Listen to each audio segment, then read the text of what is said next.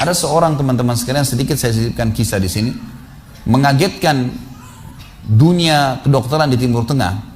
Seorang pengusaha, Masya Allah, punya keluarga yang sangat besar. Dia berpoligami, punya istri yang 4, kemudian anaknya banyak, harta kerbanya banyak. Perusahaan yang dia tanggung itu lebih dari 20 perusahaan di bawah naungan dia. Orang kaya raya, mampu. Subhanallah, satu waktu di umur 63 tahun dia datang periksa ke dokter, dia ngerasa nggak enak, sesak nafas. Waktu difoto di ronsen, tiba-tiba dokter yang foto itu kaget.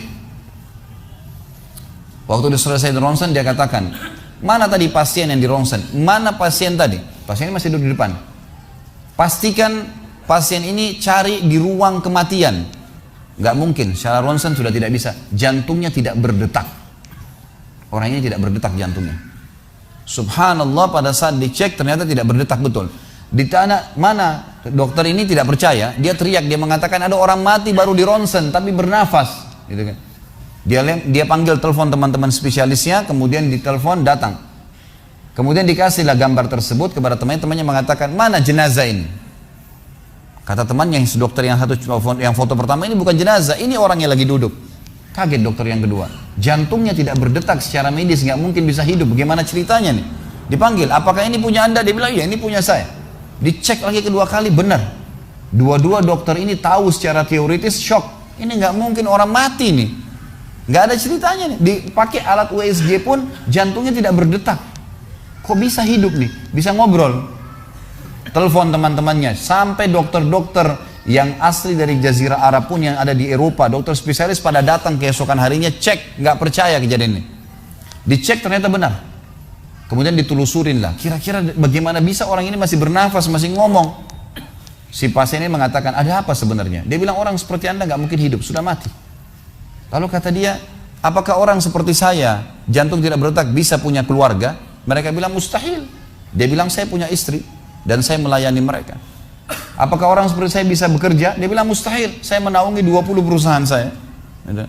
Semuanya bisa berjalan. Mereka nggak percaya. Sampai datang seorang dokter yang senior dari Jerman, datang khusus karena kasus masalah ini, diundang oleh dokter-dokter spesialis tadi. Dicek, ditemukan ternyata teman-teman sekalian, di bagian bawah jantungnya ada urat-urat saraf seperti terbuat, ya, seperti dibuat secara alami yang mengalirkan darah-darah tertentu sehingga ada pompa nafas di situ.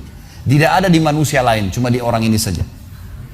Semua dokter mengatakan ini nggak masuk di akal, nggak ada manusia seperti ini di dunia. Jantungnya sudah tidak bergerak tapi masih bisa hidup karena dari rongga-rongga urat saraf yang keluar itu bisa masuk udara, oksigen dan terpompa, akhirnya hidup dan hidupnya normal, gitu kan. Subhanallah, ini sesuatu keajaiban. Lalu kemudian ditanggapi oleh seorang syekh yang memang teman dekatnya orang ini, mengatakan, yang saya tahu, ini semua disampaikan dalam khutbah Jumat. Lalu dia mengatakan, yang saya tahu, orang ini tidak pernah ketinggalan puasa Senin Kamis, tidak pernah ketinggalan puasa Ayyamul Bid. Semua puasa sunnah dan wajib dijalankan. Dan tidak pernah buka puasa sendiri, pasti buka puasain orang lain. Tidak ada kegiatan sosial, bangun buat gali sumur, bangun masjid, bagi kitab Al-Quran. Tidak pernah kecuali dia ada di situ. Walaupun andilnya tidak besar, tapi selalu ada. Orang tuanya selalu dibaktiin, selalu bersedekah, selalu kalau datang kepada saya diskusi tentang masalahnya orang. Ini ada tetangga saya punya masalah begini, bagaimana jalan keluarnya secara syariat, dan seterusnya. Hidupnya sibuk dengan ibadah kepada Allah Subhanahu Wa Taala. Allah ciptakan urat saraf khusus sehingga bisa terpompa, ya, udara masuk ke jantungnya. Tidak ada operasi. Ini yang dikatakan yaj'al min amri yusra, mudah, aneh, dokter nggak masuk di akalnya. Dan ini banyak orang subhanallah lupa dengan Allah Azza wa Jalla. Subuh besok insya Allah kita akan bahas lebih jauh masalah itu. Mereka tidak tahu kalau kekuatan Allah SWT. Sakit, dokter, dok, bagaimana saya bisa sembuh? Subhanallah. Sebelum pergi akhi, ukhti, bilang, ya Allah, jadikan dokter ini penyebab saya sembuh. Sembuh insya Allah. Tapi kita tidak bergantung pada manusia. Kata Nabi SAW dalam hadis Qudsi riwayat Bukhari, kata Allah Azza wa Jal, hai anak Adam, kalau kau menggantungkan nasibmu pada aku akan memenuhi semua kebutuhanmu. Tapi kalau kau menggantungkan nasibmu pada selain aku, maka aku akan biarkan kau dengan ketergantunganmu. Ya udah, terserah kamu, tidak akan bisa ditolong, gitu kan. Tapi kalau Allah Azza wa Jal turun tangan, sudah berbeda ceritanya teman-teman sekalian. Baik, kelihatan kalimat rahasianya la ilaha illallah. Nggak ada yang menciptakan, mengurus, mengawasi, ya, mengontrol, memiliki dan memusnahkan kecuali Allah. Ini makna hakikatnya. Orang kalau faham makna ini teman-teman sekalian, tidak akan pernah takut, bergantung, memohon kecuali kepada Allah. Saya kasih contoh. Seorang salaful ummah dari tabi'in pernah mengadakan perjalanan perniagaan dari Baghdad, ibu kota Irak, ke Damaskus, ibu kota Syria. Zaman dulu orang mengandalkan cahaya matahari. Gak ada penerangan kayak kita sekarang. Jadi orang kalau pagi jalan sampai menjelang terbenam matahari, mereka tinggal di situ, tunggu sampai besok, nginep, besok terbit matahari baru jalan lagi. Karena mereka nggak ada penerangan. Orang ini kebetulan sebelum tiba di Damaskus, pas waktu maghrib, dia tiba di sebuah hutan. Hutan ini lebat, gelap, ya. Bayangkan kalau anda di posisi ini gelap, di hutan sendirian, nggak ada orang-orang. Dan hutan ini liar, gelap sekali. Maka dia terpaksa nginap, tunggu besok, terbit matahari baru bisa jalan. Kalau dia keluar juga jadi kacau, kemana-mana jalannya, gitu kan. Maka dia pun wudhu, dia sholat maghrib isya jamak qasar layaknya seorang musafir, lalu dia coba istirahat, tertidur. Di awal malam, kalau kita sekarang sekitar jam 11 malam, dia bangun ingin sholat tahajud. Dia cerita tentang dirinya, ulama angkat kisah ini dalam buku-buku akidah tentang masalah hubungan seorang hamba dengan Allah Azza wa Jalla. Yang terjadi teman-teman sekalian, pada saat dia sholat, dia bilang, selesai saya 2 rakaat pertama, saya ingin berdiri ke rakaat tahajud selanjutnya, tiba-tiba saja, di depan mata saya ada seekor harimau meraung dengan keras, siap menerkam saya. Dan kedengaran dari suara harimau dia kelaparan. Saya waktu itu berpikir, kalau saya lari, pasti saya bisa ditangkap oleh harimau ini. Dia lebih cepat, lebih kuat, gitu kan? Dan matanya lebih tajam. Apalagi ini lokasi memang tempat dia hidup. Saya tidak bisa buat apa-apa. Maka dia bilang tiba-tiba saya teringat dengan Tuhan Allah Azza wa Jalla. Lalu saya berkata pada harimau tersebut. Dia berkata, wahai harimau, kalau seandainya Allah yang telah menciptakan kamu dan saya, ya, mengutusmu untuk memakanku, aku tidak akan melawan.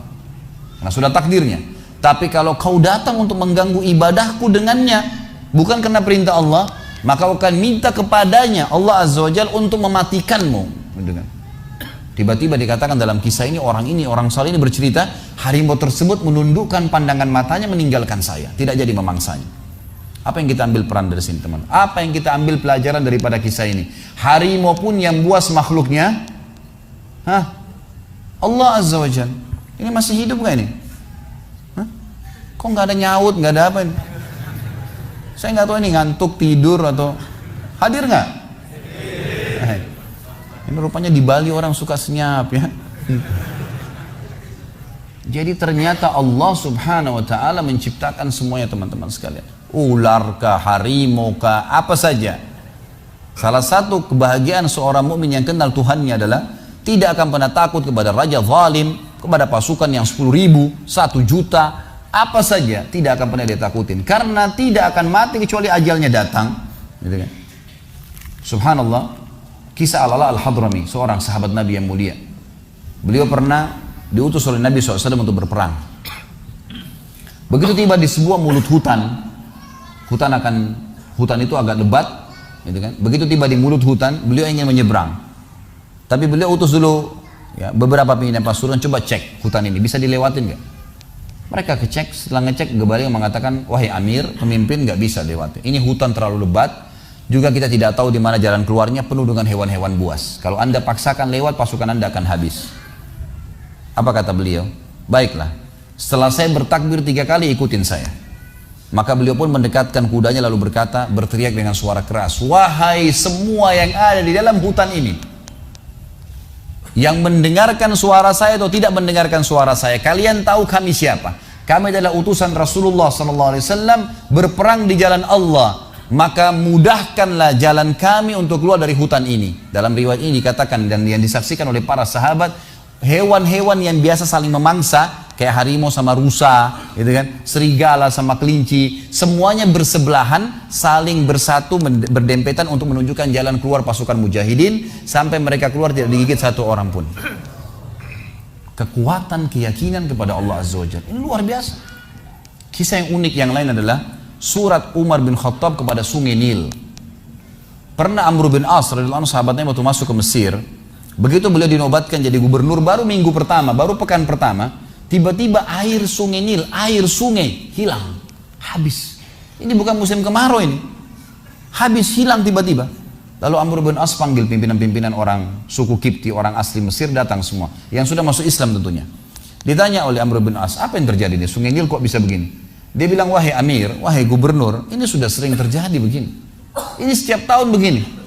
Lalu kata Amr bin As, apa yang kalian lakukan?